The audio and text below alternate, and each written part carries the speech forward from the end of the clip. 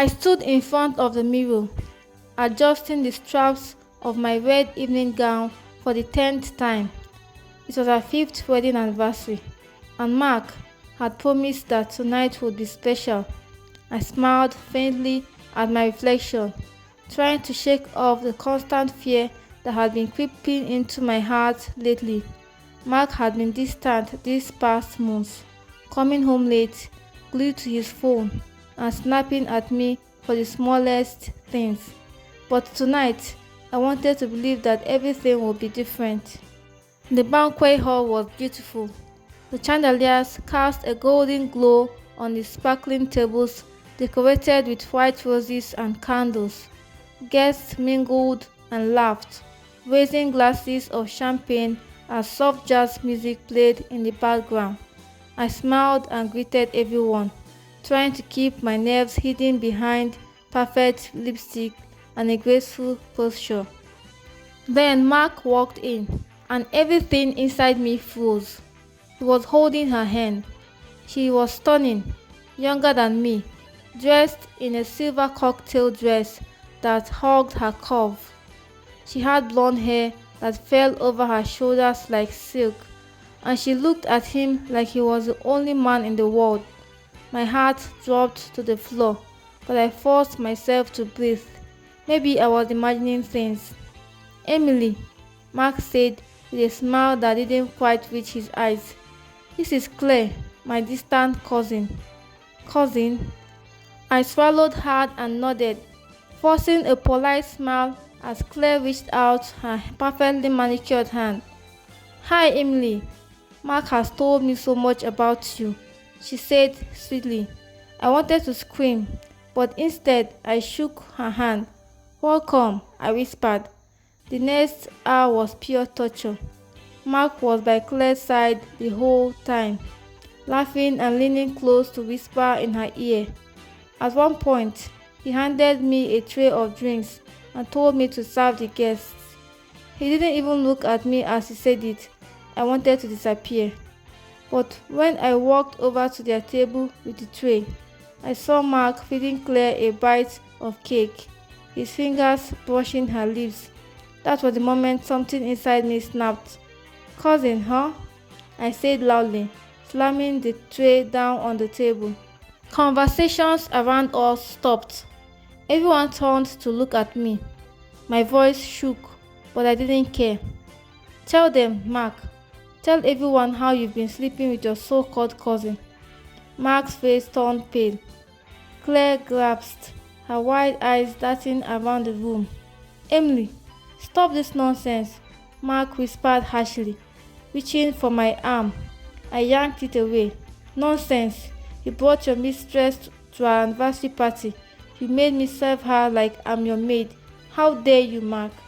A murmur spread through the hall as the guests whispered. Their shocked face turned towards us. Mark opened his mouth, but no words came out. Claire grabbed her clutch and stood up, her cheeks flaming red. I stood tall, my heart pounding in my chest. For the first time in years, I wasn't afraid. "This marriage is over," I said, my voice steady, "and everyone here will remember what kind of a man you really are." The hall was silent except for the sound of my own breathing. My chest rose and fell as I stared at Mark, who now looked small and defeated in his perfectly tailored tuxedo.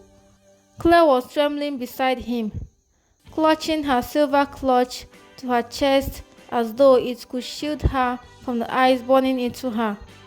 "Emily, please," Mark finally managed, his voice low and pleading. "Let's talk about this privately. You're embarrassing me."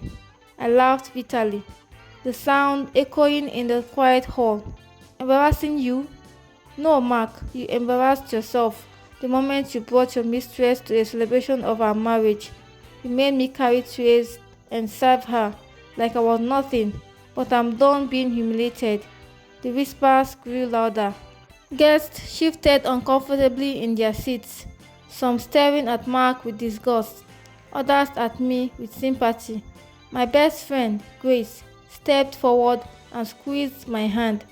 That small touch gave me strength. I'm leaving, I said, straightening my back. This marriage is over. You don't get to treat me like trash and expect me to stay. I turned and walked out of the hall with my head high, ignoring Mark calling my name.